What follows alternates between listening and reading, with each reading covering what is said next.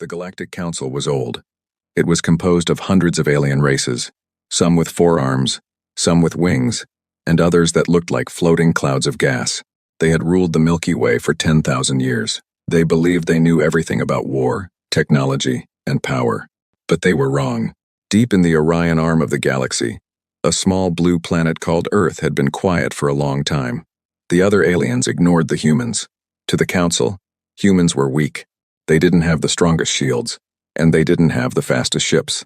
The Council called them the Gardeners, because humans spent so much time fixing their planet instead of building empires. That was the Council's first mistake. The gathering storm. The war began with the Cracks. The Cracks were a brutal race of insect-like warriors. They didn't talk, they only consumed. They moved from system to system, destroying everything. One by one, the great alien empires fell. The Council's mighty fleet was being turned into scrap metal. "We need help," the High Chancellor of the Council shouted during an emergency meeting. "The Cracks have reached the inner rim. If we don't stop them, the galaxy will be silenced forever." An ambassador from a lizard-like race stood up. "The humans," he whispered, "they have stayed out of this war. They have been building something in the dark, near their moon. We should ask them." The Council laughed. "The humans? What will they do? Throw rocks at the Cracks?" But they had no other choice. They sent a message to Earth. The response. 3 days later, a message came back. It wasn't a long speech. It wasn't a plea for peace. It was just one sentence in simple English. "We are coming. Clear the path." The Council was confused. What did clear the path mean? They sent their remaining 500 ships to the Xylos system, where the Cracks were preparing for their final attack. The Cracks had over 5,000 ships. It was a suicide mission. The alien pilots sat in their cockpits, shaking with fear. They watched their sensors, waiting for the human fleet. They expected hundreds of small human ships to jump out of hyperspace. Suddenly, the sensors didn't just beep, they screamed. The arrival. The space in front of the Council fleet didn't just open, it seemed to tear. A massive black hole of energy appeared. And then, something started to push through. At first, the aliens thought it was a moon. It was too big to be a ship. It was a mountain of black steel, covered in thousands of glowing lights. It kept coming out of the portal, and it didn't stop. It was 5 miles long, then 10 miles, then 20. It was the UEB Leviathan, humanity's first and only true battleship. Unlike the sleek, beautiful ships of the aliens, the Leviathan was ugly. It was a jagged, brutal block of heavy metal. It looked like it was built to be hit and keep moving. On its side, the words "Never Again" were painted in bright white. The Council fleet looked like tiny toys next to it. One human ship had more mass than the entire Council Navy combined. The meaning of fear. In the Cracks command ship, the insect warriors stopped clicking. For the first time in their history, they felt a chemical reaction they didn't recognize. On Earth, it was called terror. The Leviathan didn't move fast. It didn't need to. It simply drifted into the middle of the Cracks fleet. A voice came over the open radio channels. It was calm, almost bored. It was a human voice. "This is Captain Sarah Miller of the Leviathan. To the Council. Please move your ships to the left. You are in our line of fire." The Council ships scrambled to get out of the way. As soon as the path was clear, the Leviathan lit up. Every alien ship has energy shields. The humans didn't care about shields. They believed in physics. The side of the Leviathan opened, revealing thousands of railguns, massive cannons that use magnets to fire solid metal slugs at a fraction of the speed of light. Toom, toom, toom, toom. The sound couldn't be heard in space, but the vibration was so strong that the Council pilots felt it in their teeth. Each metal slug hit a crack ship like a falling star. Shields didn't stop them. The slugs were moving too fast. They went through the front of the crack ships and out the back, leaving nothing but fire and debris. In 5 minutes, 1,000 Cracks ships were gone. The turning tide. The Cracks tried to fight back. They fired their red plasma beams at the Leviathan. The beams hit the human ship's armor, melting the top layer of steel. But the Leviathan didn't care. Its armor was several meters thick. It just kept moving forward, soaking up the fire like a giant sponge. "They aren't even dodging," an alien pilot whispered in awe. "They don't have to," his commander replied. "They built a wall of steel that flies." The Leviathan wasn't just a ship, it was a message. It told the galaxy that humans weren't gardeners because they were weak. They were gardeners because they knew exactly how much blood it cost to be warriors, and they had been saving all that energy for this very moment. As the Leviathan charged its main Nova cannon at the center of its bow, the galaxy finally understood. The humans hadn't been hiding because they were afraid of the galaxy. The galaxy should have been afraid of the humans. Inside the UEB Leviathan, the atmosphere was calm. While the rest of the galaxy was screaming in terror or cheering in hope, the human crew was focused. Captain Sarah Miller sat in her command chair, drinking a cup of lukewarm coffee. "Damage report," she said quietly. "Armor is at 98%, a young officer replied. "The crack's plasma beams are hot, but they are just scorching the paint. No hull breaches." "Good," Miller nodded. "Tell the engine room to keep us steady. We are the shield now, the secret weapon." On the other side of the battlefield, the crack's hive mind made a decision. They realized their small ships were useless against this human monster. They signaled to the back of their fleet, where a massive organic shadow was moving. It was called the Star Devourer. It wasn't a ship. It was a living creature, grown in a laboratory, the size of a small moon. It looked like a mix between a squid and a worm, covered in hard, bone-like scales. Its mouth was a giant hole filled with thousands of glowing teeth that could chew through a planet's crust. The council pilots gasped. "It's over," the lizard ambassador cried over the radio. "The Devourer is here. No metal can survive its acid." The giant beast moved toward the Leviathan, its many tentacles reaching out to wrap around the human battleship. It let out a psychic scream that echoed in the minds of every living being in the system. Human stubbornness. Captain Miller watched the monster on her screen. It was horrifying. It was a nightmare from the deep dark of space. "Captain," the weapons officer said, his voice shaking slightly. "That thing is biological. Our railguns are going through it, but it's so big that it's just healing the holes. We aren't stopping it." The Star Devourer slammed into the Leviathan. The entire 5-mile-long ship shook violently. The monster's tentacles began to squeeze, trying to crush the steel hull like a soda can. Green acid started leaking from the beast's skin, hissing as it ate through the human armor. "Captain, the hull is groaning. We can't take this pressure." Sarah Miller didn't panic. She leaned forward. "They think because we have a big ship, we only know how to shoot. They forgot one thing about humans." "What's that, ma'am?" "We are very good at killing things from the inside." The boarding party. The Leviathan had thousands of small boarding pods. These weren't ships. They were basically pointed metal bullets, filled with human soldiers. "Launch the hell jumpers," Miller commanded. Hundreds of tiny pods shot out from the Leviathan, but they didn't aim for the crack ships. They aimed directly at the Star Devourer's skin. The pods slammed into the monster, digging deep into its flesh. Inside the beast, the human soldiers stepped out. They were wearing heavy power armor and carrying flamethrowers and chainsaws. "All right, boys," a sergeant shouted over the suit radio. "This thing wants to eat our ship? Let's give it a stomachache it'll never forget." The humans began to move through the monster's body. They didn't use lasers. They used high explosives. They planted bombs on the creature's internal organs. They used chemicals that turned the monster's own blood into fire. The meaning of pain. The Star Devourer, which had eaten entire civilizations, suddenly felt something new. Agony. From the outside, the council fleet watched in shock. The giant beast started twitching. It let go of the Leviathan. It began to thrash around, hitting its own crack ships in pain. Blue blood started spraying out of its mouth. Then, the explosion started. Small fireballs popped out all over the monster's body.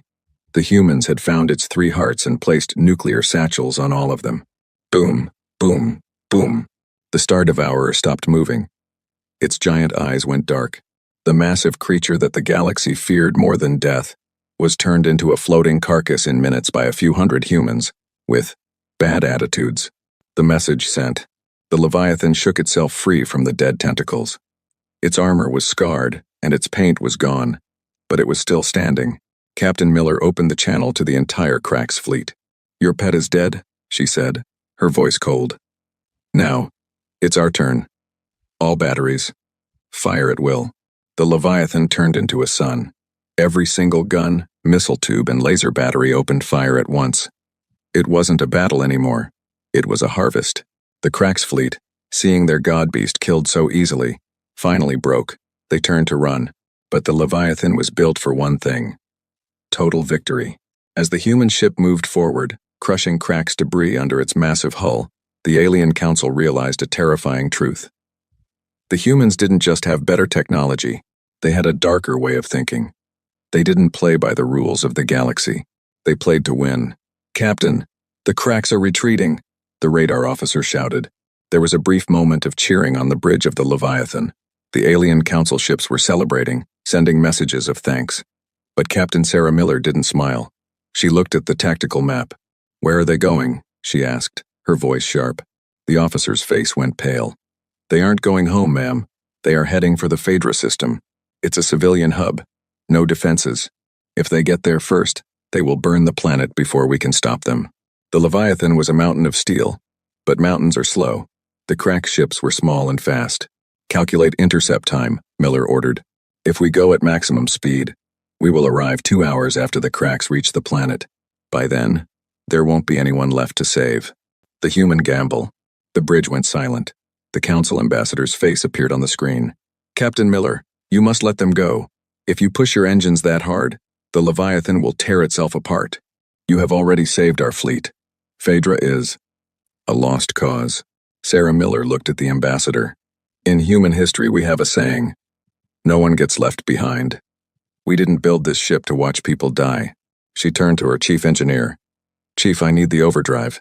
The engineer, a man with grease on his face and tired eyes, shook his head. "Ma'am, the overdrive is experimental. It uses the ship's gravity core to fold space. If it fails, we don't just explode, we vanish from existence." "Do it," Miller said. "That's an order." Into the fold. The Leviathan began to hum. It wasn't a normal engine sound. It was a deep, bone-shaking roar. Outside the ship, the stars began to stretch and twist. The massive battleship started to glow with a strange, blue light. Inside, the crew felt like their bodies were being pulled in 2 directions. Gravity went crazy. Coffee cups floated into the air. Lights flickered. The metal hull of the ship groaned, sounding like a giant monster screaming in pain. Hull integrity at 80%, 75%, 70%. "Hold it together," Miller yelled, gripping her chair so hard her knuckles turned white. Suddenly, with a sound like a thunderclap, the Leviathan vanished. The slaughter at Phaedra. In the orbit of Phaedra, the citizens looked up at the sky. They saw the red dots of Crack's ships appearing. The Cracks didn't wait. They began to charge their orbital lasers. They wanted to turn the green forests of Phaedra into ash. The governor of the planet closed his eyes and prayed. He knew no help was coming. The Crack's ships opened their weapon bays. But then, the sky didn't turn red. It turned blue. Space itself seemed to shatter like glass. The UEB Leviathan slammed back into reality, right in front of the Crack's fleet. It didn't just arrive. It arrived with so much force that the shockwave of its fold jump sent 3 Crack's ships spinning into each other, exploding instantly. The Leviathan looked terrible. Its outer plates were glowing red from heat, and sparks were flying from its side. But its guns were already moving. The wall of lead. The Cracks were shocked. How did this giant metal beast beat them here? They tried to fire at the planet, but the Leviathan moved its massive body, intentionally taking the hits meant for the civilians. "Target their engines," Miller commanded. "Don't let a single one escape." The Leviathan unleashed its flak cannons. Thousands of explosive shells filled the space around the Crack's ships like a cloud of death. Every time a Crack's ship tried to dive toward the planet, a wall of human lead stopped them. The battle was short and brutal. The Cracks were fast, but they were trapped between the planet and a very angry, human battleship. One by one, the Crack's ships turned into fireballs. The last remaining Crack's commander tried to ram the Leviathan in a final act of suicide. Captain Miller didn't even use a gun. She ordered the ship to move forward. The Leviathan simply ran the Crack ship over. The 5-mile-long battleship crushed the tiny insect ship like a boot, crushing a bug. The aftermath. Silence returned to the Phaedra system. The planet was safe. The governor of Phaedra called the Leviathan. He was crying. "Thank you. Why did you do it? You almost destroyed your own ship for us. We aren't even humans." Captain Miller looked out of the window at the beautiful green planet below. She thought about Earth, and how many times humans had almost destroyed themselves before they learned to protect life. "Because," she said softly, We know what it's like to have no one come to help. We decided a long time ago that we wouldn't let that happen to anyone else. As the Leviathan began its slow repairs, the rest of the galaxy watched the footage. They realized that the humans weren't just scary because of their guns. They were scary because they were willing to die for people they didn't even know. The true meaning of fear was changing. The galaxy wasn't just afraid of human weapons anymore, they were in awe of human will. The Leviathan limped toward the Aurelia station, the largest neutral trading hub in the galaxy. It was a beautiful place, shaped like a giant crystal flower. It was the only place with a dock big enough to hold a human battleship. As the massive ship approached, thousands of alien ships stopped to watch. They had seen the videos of the Leviathan crushing the cracks. Some aliens cheered, but others felt a cold shiver of jealousy. The hidden enemy. Among those who were not cheering was High Admiral Valerius of the Turan Empire. The Turans were proud warriors with golden skin and 4 eyes. For centuries, they had the strongest navy. Now, they looked like children compared to the humans. The humans are a virus, Valerius whispered to his advisors in a dark room on the station. Today they save a planet. Tomorrow, they will own us. We must show the galaxy that this Leviathan can bleed. Valerius had a plan. He didn't want a war, he wanted an accident. The welcome party. Captain Sarah Miller stepped off the Leviathan for the first time in months. She was tired, but she wore her uniform with pride. She was met by a group of council leaders, including Admiral Valerius, who smiled with all 4 of his eyes. Welcome, Captain, Valerius said, bowing. Your ship is a marvel. Please, let our engineers assist yours. We have special cooling gases that can fix your engine heat in minutes. Captain Miller was a soldier, not a politician, but her human intuition was screaming. Thank you, Admiral, but my engineers like to do things the old-fashioned way, with hammers and sweat. I insist, Valerius replied smoothly. As a sign of friendship, to avoid a political disaster, Miller agreed to let a small Turan team bring their cooling equipment onto the ship. The sabotage. Deep in the heart of the Leviathan, the Turan engineers weren't looking at the cooling system. They were carrying a small, pulsing device, a molecular dissolver. This device didn't explode. Instead, it sent out a high-frequency vibration that turned solid steel into brittle glass. If they placed it near the ship's main gravity core, the Leviathan would literally fall apart into dust the next time it moved. The humans think they are gods, one Turan spy whispered as he hid the device behind a fuel pipe. Let's see them survive a ship that turns to sand. The human pet. While the spies were working, they didn't notice a small shadow following them. It was a dog, a golden retriever, named Buster. Buster was the ship's mascot and belonged to the chief engineer. Buster knew something was wrong. These new aliens didn't smell like the crew. They smelled like copper and fear. As the spies finished their work and tried to leave, Buster didn't bark. He was a smart dog. Instead, he grabbed one of the spies' bags in his teeth and ran toward the security office. Hey, stop that beast, the spy yelled. The chase was on. Buster ran through the narrow corridors of the Leviathan, weaving between the legs of startled sailors. The Turan spies chased him, forgetting that they were supposed to be invisible. Buster burst onto the main bridge, dropping the bag right at Captain Miller's feet. Inside the bag were blueprints of the ship's core and a remote detonator. The confrontation. Captain Miller looked at the bag, then at the sweating Turan engineers, who had just run onto the bridge. This is a very strange way to fix a cooling system, Miller said, her voice turning to ice. Security teams surrounded the spies instantly.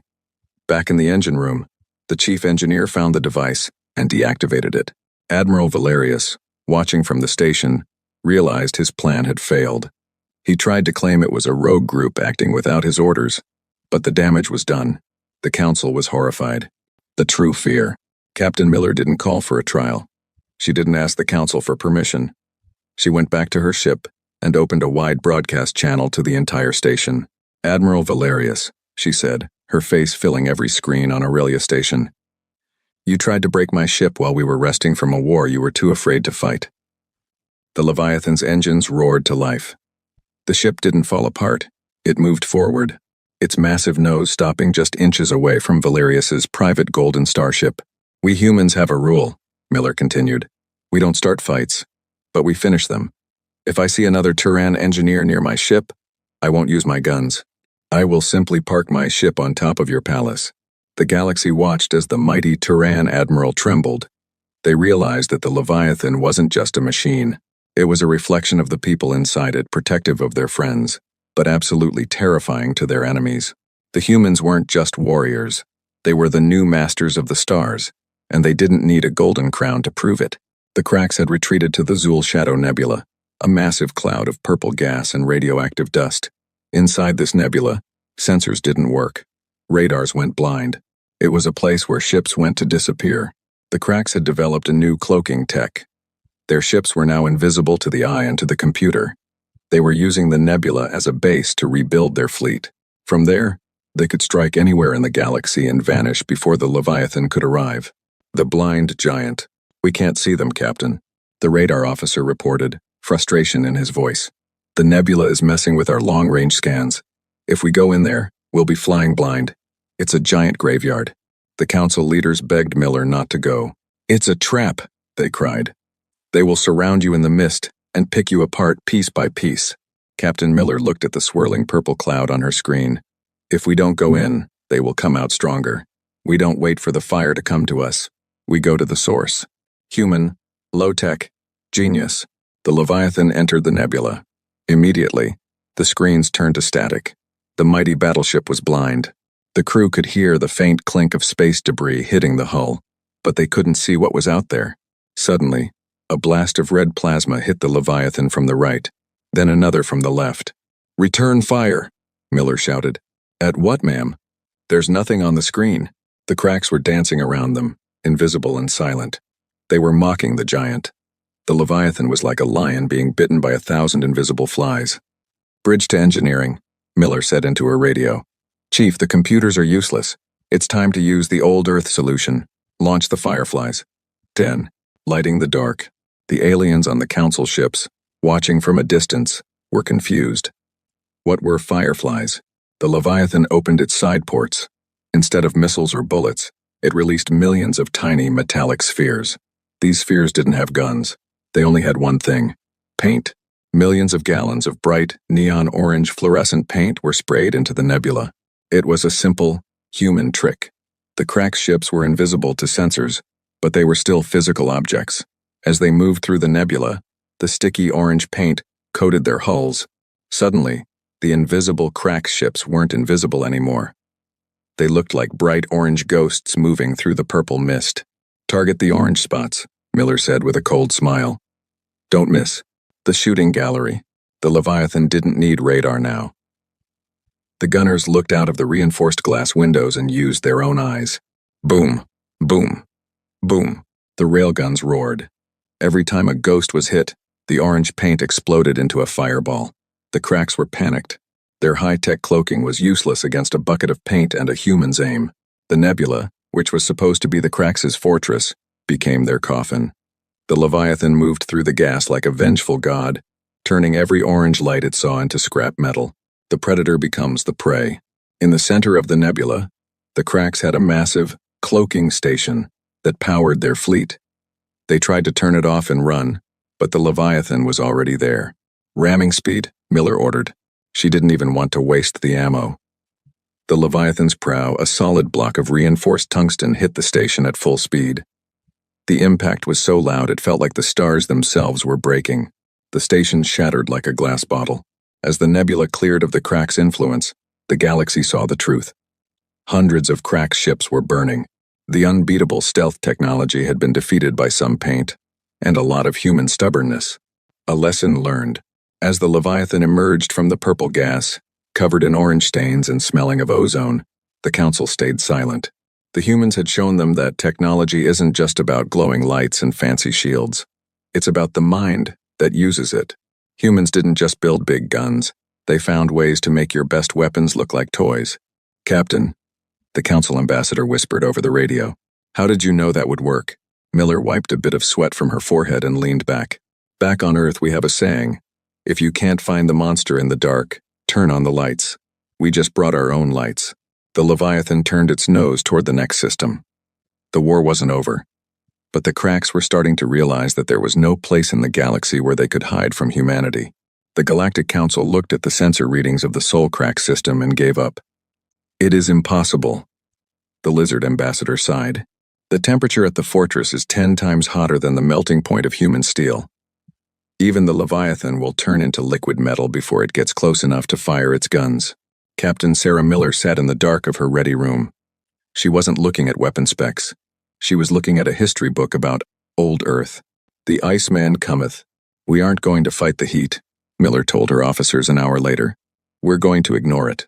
The crew looked confused. The ship was made of metal. Metal melts. It was simple physics. Chief, Miller turned to the engineer. How much liquid nitrogen and coolant do we have in the lower decks? Enough to freeze a small ocean, ma'am. Why? I want you to pump it into the honeycombs, those hollow spaces between the inner and outer hull. I want the Leviathan to be a flying icebox. The frozen giant. As the Leviathan approached the red sun, the galaxy watched in horror.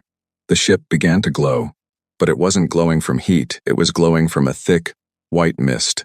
The humans had wrapped their ship in a thermal blanket of frozen gases. As the sun's heat hit the ship, the gases evaporated, creating a protective cloud around the hull that carried the heat away. Inside, the crew was shivering. They were wearing heavy winter coats and gloves. The temperature on the bridge was dropping to freezing levels. Captain, my fingers are numb, the pilot chattered. Better to be cold than to be ash, Miller replied, her breath visible in the air. Keep us moving. We have a sun to break. The wall of fire. The cracks were stunned. Their sensors showed a giant ice comet flying directly toward their sun fortress. They fired their solar cannons, beams of pure sun fire. The beams hit the Leviathan, but the frozen hull swallowed the heat. Huge clouds of steam exploded off the ship, making the Leviathan look like a ghost rising from a boiling sea. They are within range, the Cracks commander screamed. Destroy them. But the Cracks had built their fortress to withstand heat, not impact. They forgot that humans don't just shoot, they use their ships like hammers. The solar breach. All power to the prow, Miller commanded. The Leviathan stopped firing its small guns. It focused everything into its massive front shield. The ship wasn't going to shoot the fortress, it was going to ram it. With a sound like the universe cracking in half, the Leviathan slammed into the golden shell of the Dyson fortress. The human ship acted like a cold needle hitting a hot balloon. Because the Leviathan was so cold and the fortress was so hot, the metal of the fortress shattered from thermal shock. A hole the size of a city opened up in the Crack's defense. The cooling sting. Once inside the shell, the Leviathan was no longer being cooked. But the Cracks were everywhere. Thousands of small ships swarmed the battleship like angry bees. Release the cold snap missiles, Miller ordered. These weren't explosive missiles. They were endothermic bombs. When they hit a Crack ship, they didn't blow it up. They instantly sucked all the heat out of the area. In the middle of a sun fortress, the Crack's ships suddenly froze solid. Their engines stopped. Their life support failed. The insect warriors, who needed heat to survive, fell into a deep sleep of death as their cockpits turned into blocks of ice. The sun's revenge. The Leviathan didn't stay to finish the job. They had planted a gravity anchor on the sun's surface. Get us out of here, now, Miller yelled. As the Leviathan sped away, the gravity anchor pulled a massive loop of sunfire, a solar flare directly into the Crack's fortress. The Crack's own sun, the thing they used as a shield, became the weapon that destroyed them. The fortress melted, from the inside out. The silent victory. As the Leviathan jumped back to the safety of cold space, the crew finally turned the heaters back on. They sat on the floor, shaking, drinking hot chocolate and wrapping themselves in blankets. The council ambassador called, his voice trembling. You used a sun to kill a sun. You turned your ship into an iceberg. Is there anything humans are afraid of? Captain Miller held her hot mug with both hands, feeling the warmth return to her skin. She looked at her tired, freezing crew, the gardeners of Earth who had just broken a star fortress. We are afraid of a lot of things, she said softly, but we are much more afraid of losing our freedom. And that makes us very, very dangerous. The galaxy finally understood. You could trap humans in the dark, and they'd bring the light. You could trap them in the fire, and they'd bring the ice. There was no environment in the universe that could stop them. The galaxy thought the war was won, but then the shadow attacks began. People on peaceful planets began to go mad. Machines started turning themselves off. It was the Hive Queen's psychic scream, echoing from the void. She was trying to tear the minds of the galaxy apart. We can't follow her, the council scientists said. The void is not space. It is a place of pure thought. Any biological mind that enters it will melt in seconds. It's like trying to walk through a dream while you are awake. Captain Sarah Miller looked at her ship. The Leviathan was a physical beast of steel and fire. How could it fight a ghost? The digital sacrifice. If a biological mind can't survive there, Miller said, looking at the ship's glowing AI core, then we send something that doesn't have a brain. She wasn't talking about a robot. She was talking about Project Mirror. Humans had been working on a way to upload a human consciousness into a computer. It was dangerous and had never been done fully. But it was their only chance. I'll do it, said Commander Elias, the Leviathan's tactical officer. He was a man who had lost his family in the first Krax attack. My mind is already focused on one thing, finishing this. Let me be the ghost. The transformation. In a silent room deep inside the ship, Elias was connected to the Leviathan's main computer. The process was painful.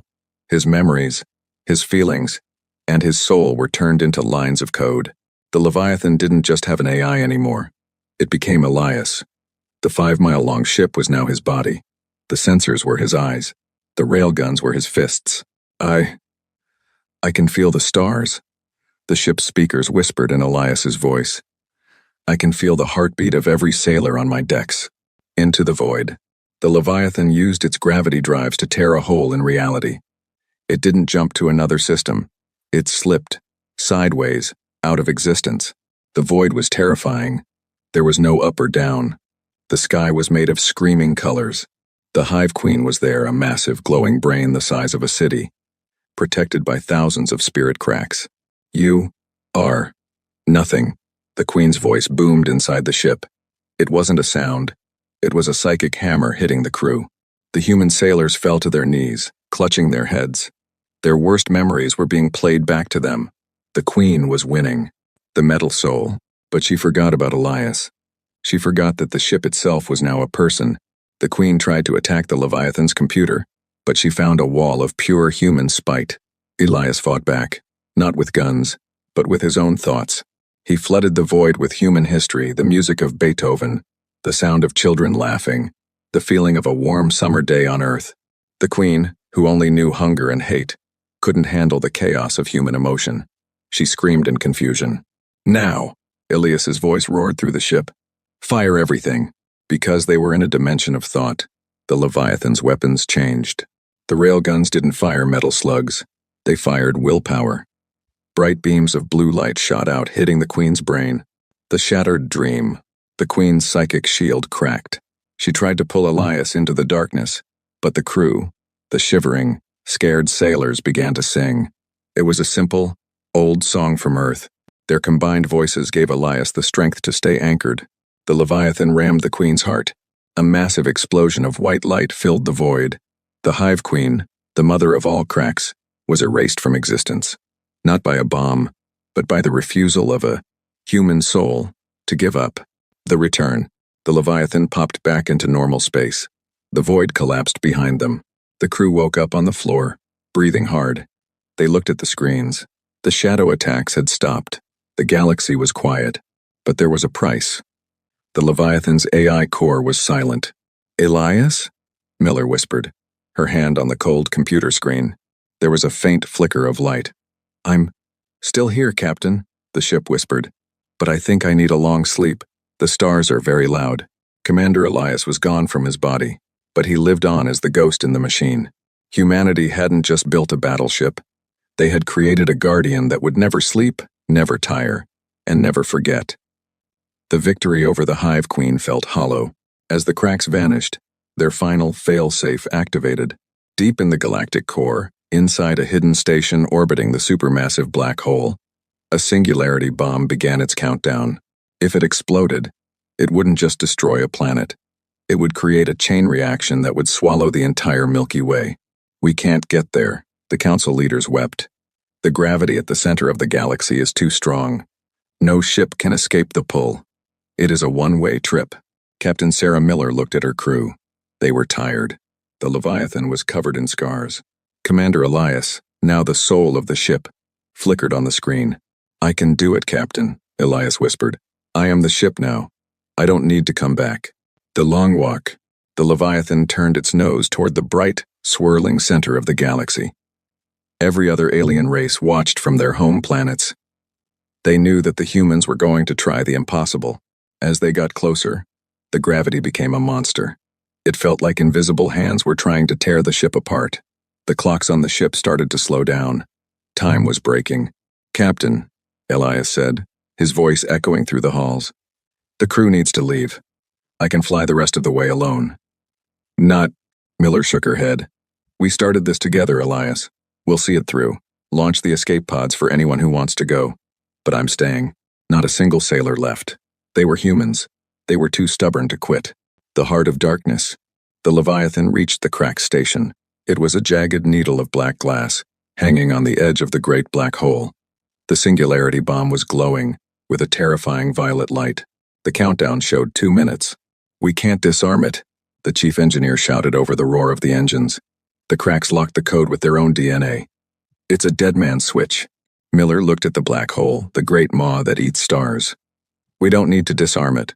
We just need to move it." The greatest sacrifice. The Leviathan extended its massive docking claws.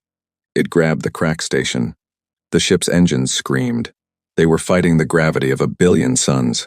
"Elias, push us in," Miller commanded.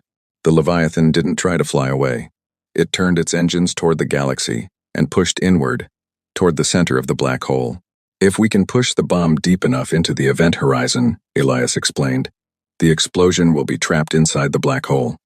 The galaxy will be safe, but we will be gone." The final message. As the ship crossed the point of no return, the screens filled with static. The light of the galaxy began to fade into a single, tiny dot. Captain Miller opened a final channel to the Galactic Council. "This is the UEB Leviathan," she said, her voice calm and clear. "The bomb is secure. The threat is over. Tell the people of Earth. Tell them we fixed the garden." The council ambassador was crying. "Why? Why do you always do this for us?" Miller smiled. It was a small, tired smile. "Because someone had to. And humans are very good at doing the things no one else will." The spark in the dark. The Leviathan plunged into the darkness. The bomb exploded, but the black hole swallowed the fire. The chain reaction was stopped. The galaxy was saved. For a moment, there was a bright flash of white light at the center of the Milky Way, a new star that burned for only a second. Then, there was only silence. Epilogue, the legend. 100 years later, the galaxy is at peace. The cracks are a memory. The Galactic Council has changed its name to the Terran Union, in honor of the race that saved them. In the center of the Council Plaza stands a statue. It isn't a statue of a king or a god. It is a giant, 5-mile-long model of a blocky, ugly battleship made of steel. Children from 1,000 different worlds visit the statue. They touch the cold metal and read the words carved at the base in simple English. They were the first to arrive, and the last to leave. They taught us that the true meaning of fear is not death, it is the choice to do nothing. Remember the humans.